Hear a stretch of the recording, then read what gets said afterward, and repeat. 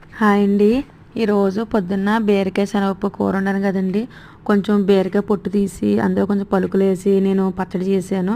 పచ్చడి కూడా చాలా బాగుంది. టిఫిన్లో కదా బాగుంటుంది. చక్క పిల్లలు అందరికీ కూడా మీరు ఏం చేస్తే పిల్లలే కాదు పెద్దోళ్ళే కాదు కొంచెం పలుకులు అన్నది ఉడకబెట్టుకొని కానీ వేపు కానీ లేకపోతే నానబెట్టుకొని కానీ తినండి, చాలా మంచిదండి. పచ్చడి రూపంలో కానీ ఎలా తిన్నా సరే మనకి హెల్త్కి మంచిదండి.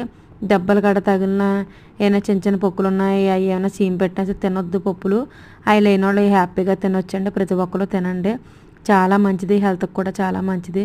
కానీ నేను ఒక విషయం చెప్తున్నానండి, ఒక మరి నచ్చుతుందో తెలియదు కానీ నేను చెప్తున్నాను, నా అభిప్రాయం చెప్తున్నానండి. ఒకరి గురించి కాకుండా ఏంటంటే మనం ఏ పచ్చళ్ళైనా చేసేటప్పుడు ముందు పప్పులు వేపేసి పప్పులు మిక్సీ ఆడేసి మన టమాటాలు కానీ ఇది కానీ అది కానీ ఏదైనా బరక ఆడుకుంటూ ఉంటాం కదండి.